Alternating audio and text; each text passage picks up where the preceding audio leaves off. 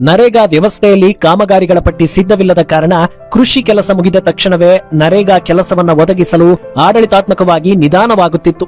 ಹಣಕಾಸಿನ ಬಿಡುಗಡೆ ಮತ್ತು ಅನುಮೋದನೆಯ ಪ್ರಕ್ರಿಯೆ ನಿಧಾನವಾಗಿದ್ದರಿಂದ ಕೃಷಿ ಇಲ್ಲದ ಬರಗಾಲದ ಅವಧಿಯಲ್ಲಿ ಕಾರ್ಮಿಕರು ಕೆಲಸಕ್ಕಾಗಿ ಅರ್ಜಿ ಹಾಕಿದರೂ ತಕ್ಷಣಕ್ಕೆ ಕೆಲಸ ಸಿಗದೆ ಆದಾಯವಿಲ್ಲದೆ ಕೂರುವಂತಾಗುತ್ತಿತ್ತು. ಪರಿಣಾಮವಾಗಿ ಒಂದೆಡೆ ರೈತರ ಹೊಲದಲ್ಲಿ ಕೃಷಿ ಕೆಲಸವೂ ಇಲ್ಲದ ಮತ್ತು ಇನ್ನೊಂದೆಡೆ ಸರ್ಕಾರಿ ಯೋಜನೆಯಲ್ಲಿ ತಕ್ಷಣ ಕೆಲಸವೂ ಸಿಗದ ಅತಂತ್ರ ಸ್ಥಿತಿಗೆ ಕಾರ್ಮಿಕರು ಸಿಲುಕುತ್ತಿದ್ದರು. ಆದರೆ ವಿಬಿಜಿ ಕಾಯ್ದೆ ಇವುಗಳನ್ನ ಸರಿದೂಗಿಸಿ ಕಾರ್ಮಿಕರ ಸುರಕ್ಷತೆ, ಭದ್ರತೆ, ಆರ್ಥಿಕತೆಗೆ ಬಲ ತುಂಬಿದೆ. ಕಾರ್ಮಿಕರಲ್ಲಿ ತುಂಬಿರುವ ಕೆಲವು ವದಂತಿಗಳಿಗೆ ಉತ್ತರ ಇಲ್ಲಿದೆ ನೋಡಿ. ನರೇಗಾ ಯೋಜನೆಯನ್ನ ಸರ್ಕಾರ ನಿಲ್ಲಿಸುತ್ತಿದೆ ಎಂಬ ವದಂತಿ ಹಬ್ಬಿಸಲಾಗಿದೆ. ಆದರೆ ಇದು ಯೋಜನೆಯ ಅಂತ್ಯವಲ್ಲ. 125 ದಿನಗಳ ಕೆಲಸದ ಗ್ಯಾರಂಟಿಯೊಂದಿಗೆ ಇದು ಹೊಸ ಯುಗದ ಆರಂಭವಾಗಿದೆ. ಈ ಹೊಸ ಕಾಯ್ದೆಯಲ್ಲಿ ಎಷ್ಟು ದಿನಗಳ ಕೆಲಸ ಸಿಗಲಿದೆ ಗೊತ್ತಾ? ಹಳೆಯ 100 ದಿನಗಳ ಮಿತಿಯನ್ನ ಹೆಚ್ಚಿಸಿ ಈಗ 125 ದಿನಗಳ ಉದ್ಯೋಗ ಖಾತ್ರಿಯನ್ನ ನೀಡಲಾಗಿದೆ. ಹೊಸ ಹೆಸರಿನಲ್ಲಿ ಹಳೆಯ ಭ್ರಷ್ಟಾಚಾರವೇ ಮುಂದುವರಿಯುತ್ತದೆ ಎಂಬ ಗೊಂದಲ ಮೂಡಿಸಲಾಗಿದೆ. ಆದರೆ ಎಐ ಆಧಾರಿತ ವಂಚನೆ ಪತ್ತೆ ಮತ್ತು ಜಿಪಿಎಸ್ ನಿಗಾ ವ್ಯವಸ್ಥೆಯಿಂದ ಭ್ರಷ್ಟಾಚಾರಕ್ಕೆ ಬ್ರೇಕ್ ಬೀಳಲಿದೆ.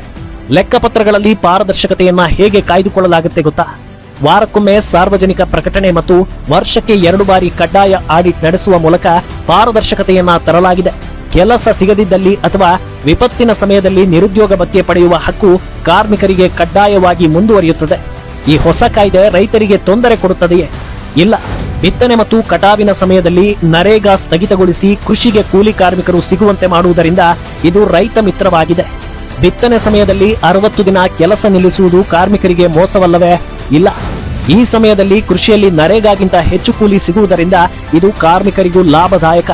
ಕೇಂದ್ರ ಸರ್ಕಾರ ಅನುದಾನ ನೀಡದೆ ರಾಜ್ಯಗಳ ಮೇಲೆ ಹೊರೆ ಹಾಕ್ತಾ ಇದೆಯೇ? ಇಲ್ಲ.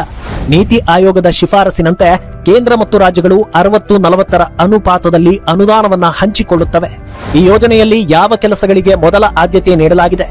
ಮಿಷನ್ ಅಮೃತ್ ಸರೋವರದ ಅಡಿಯಲ್ಲಿ ಜಲ ಮೂಲಗಳ ರಕ್ಷಣೆಗೆ ಮತ್ತು ಹಳ್ಳಿಗೆ ಶಾಶ್ವತ ಆಸ್ತಿ ಸೃಷ್ಟಿಸುವ ಕೆಲಸಗಳಿಗೆ ಆದ್ಯತೆ ಇದೆ.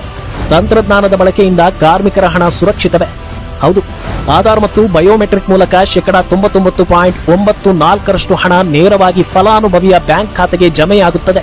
ಹಳೆಯ ನರೇಗಾ ಕಾಯ್ದೆಯನ್ನ ಬದಲಾಯಿಸುವ ಅವಶ್ಯಕತೆ ಏನಿತ್ತು? ಹೌದು, ಹಳೆಯ ವ್ಯವಸ್ಥೆಯಲ್ಲಿ ಭ್ರಷ್ಟಾಚಾರ ನಡೆಯುತ್ತಿತ್ತು. ಪಶ್ಚಿಮ ಬಂಗಾಳದಲ್ಲಿ 193 ಕೋಟಿ ರುಗಳಂತಹ ದುರುಪಯೋಗ ಮತ್ತು ರಚನಾತ್ಮಕ ದೋಷಗಳನ್ನ ಸರಿಪಡಿಸಲು ಹೊಸ ಕಾನೂನು ಅನಿವಾರ್ಯವಾಗಿತ್ತು. ಗ್ರಾಮ ಪಂಚಾಯಿತಿಗಳ ಅಧಿಕಾರವನ್ನ ಕಡಿತಗೊಳಿಸಲಾಗಿದೆಯೇ? ಇಲ್ಲ. ಗ್ರಾಮ ಪಂಚಾಯಿತಿಗಳೇ ಯೋಜನೆಯ ಕೇಂದ್ರ ಬಿಂದುವಾಗಿದ್ದು ಸ್ಥಳೀಯವಾಗಿಯೇ ವಿಕಸಿತ ಗ್ರಾಮ ಯೋಜನೆಗಳು ಸಿದ್ಧವಾಗಲಿವೆ. ಈ ನೂತನ ವಿಬಿಜಿ ಕಾಯ್ದೆ ಕೂಲಿ ಕಾರ್ಮಿಕರ ಭವಿಷ್ಯವನ್ನ ಭದ್ರಪಡಿಸುವುದು ಗ್ಯಾರಂಟಿ.